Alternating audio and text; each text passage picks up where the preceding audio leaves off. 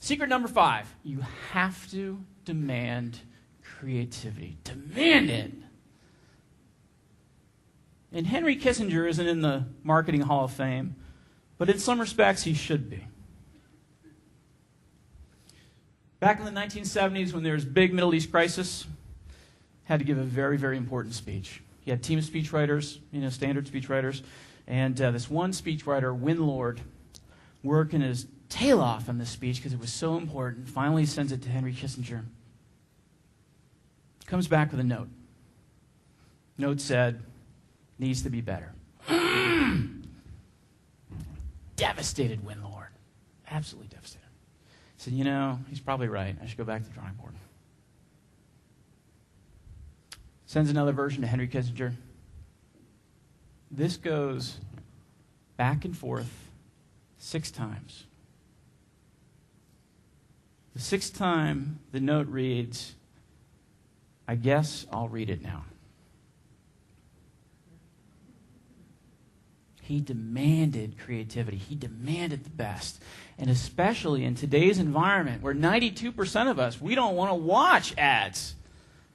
Especially in today's environment. You've got to demand creativity like no other in order to stand out. Because we as consumers, we don't want to watch it. We've got a big ignore button on, and you've got to demand creativity. It's a two-way street. And also today, I think there's another thing going on that's very critical when it comes to creativity. You've got to be more personal.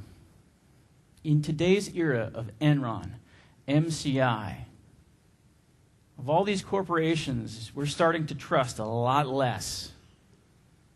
We don't trust corporate America. We trust Robert, who works for IBM, more than we trust IBM itself. We trust people. So, with this, I think in today's marketing, all your marketing materials, every single touch point, I think it goes a long way to be less corporate and to be more personal. Humanize the brand. Sometimes show your flaws. Because people understand that corporations aren't perfect. They're made of human beings, and we're not perfect. And if you accept and embrace humanization, personalization, the way the world works, I think people will trust you and trust your brand a lot more than being corporate buttoned up, nothing wrong here, we're perfect. Really critical for today. Here's a great example. I went to speak for this company, Simmons Market Research, which I think is owned by Experian, which is based here in Ireland. And Simmons Market Research, I went to their website right before I spoke, and I said, corporate page about us, all that stuff like that. Now, here is the president and COO of Simmons.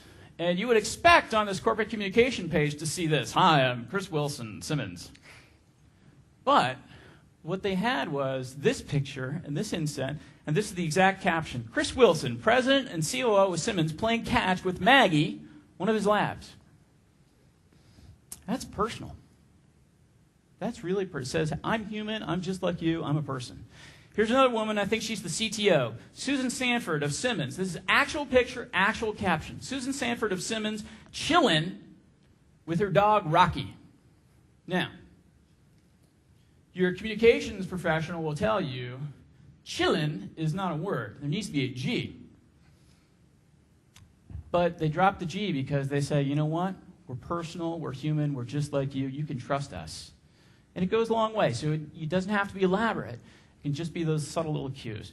Here's a great ad campaign. I don't know if you've seen it here in Ireland or not. It's from UPS. When I first saw it, I thought it was the dumbest TV campaign ever. And sometimes people call me an expert. I thought, man, that is so dumb. And basically what it is it's a guy saying, hey, here's how to use UPS. You got a box, you put it in a plane, you ship it over there. And that's the commercial. It's like, that's stupid. But it kept on running and running and running. It is the most successful TV campaign in the history of UPS. Why is that? And I finally realized the genius of it. It's because it's personal. It's because it says, hey, listen, we're not complicated. This is really easy. Box, transportation, get there. Easy to use. It makes the brand more approachable. It makes the brand more personal, more human, and it works really well. So secret number 6. You've got to police your product.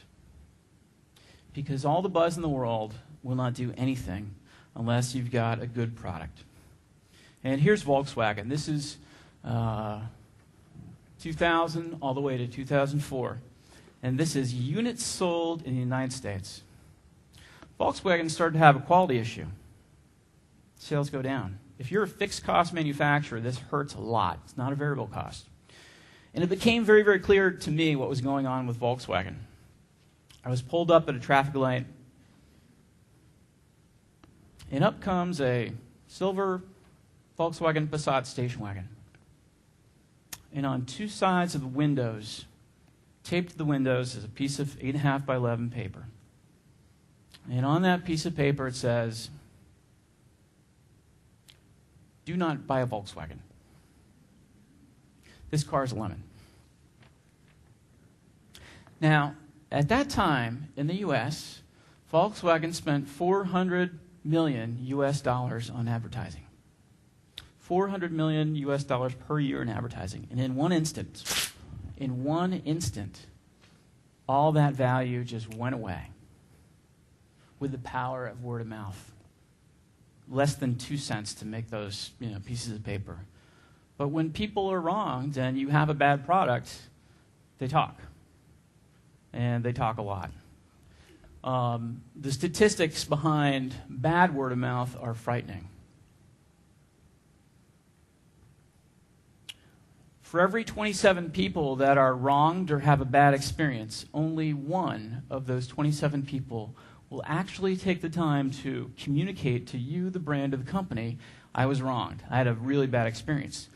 26 more people just don't tell you. They walk with their feet, they vote with their wallet, they're fed up, they have their own time, they don't want to take the time to tell you. But one of 27 will. Of all those 27 people, eventually, it could be 6 months, it could be 3 years, eventually, they will tell 16 people about their bad experience. Multiply 16 times 27, and it only takes 23 written complaints to do the math and find 10,000 enemies. It only takes 23 written complaints to translate into 10,000 enemies. People who have received communication that, hey, your brand, company, service, whatever, bad, really bad. And guess what? This happens. Sales go down. And those statistics are pre-internet. Pre-internet. So, Mark Hughes, he's saying, "Hey, content!" But please, not just any content. I see people, we got to create content. No, not just any content. But content raised to the power of buzz and multiplied by authenticity. Because people can smell lies a mile away. It has to be authentic, it has to be real people, it can't be manufactured. You got to multiply it exponentially with the things that the media writes about, the things that people talk about. It's got to be purely authentic and honest. Because if you manufacture it, it'll boomerang like nobody's business on you. So the math on word of mouth and buzz works. 6x, 10x, 6x. But why? Why does it work? We in marketing know that there are primarily simply 2 types of customers. There's the new customer, unknown to you, one you're not currently doing business with. And then on the other hand, there's the customer who you are doing business with. They know you. Come on in, let's party! What's the difference between these 2 types of customers, to use the marketer? The difference is money.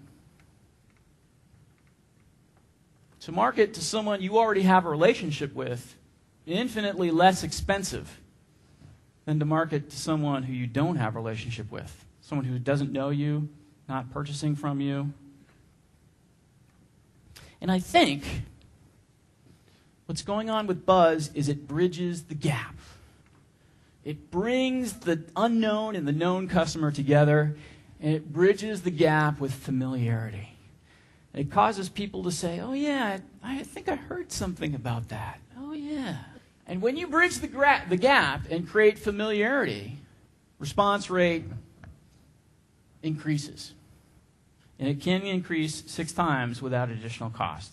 So talk, word of mouth, works well. Resides online as well. But when you're in a face-to-face conversation, coffee, tea, whatever, it's interesting. I'll go to clients and I'll be in a conference room with 5 or 6 people, and I'll play a game.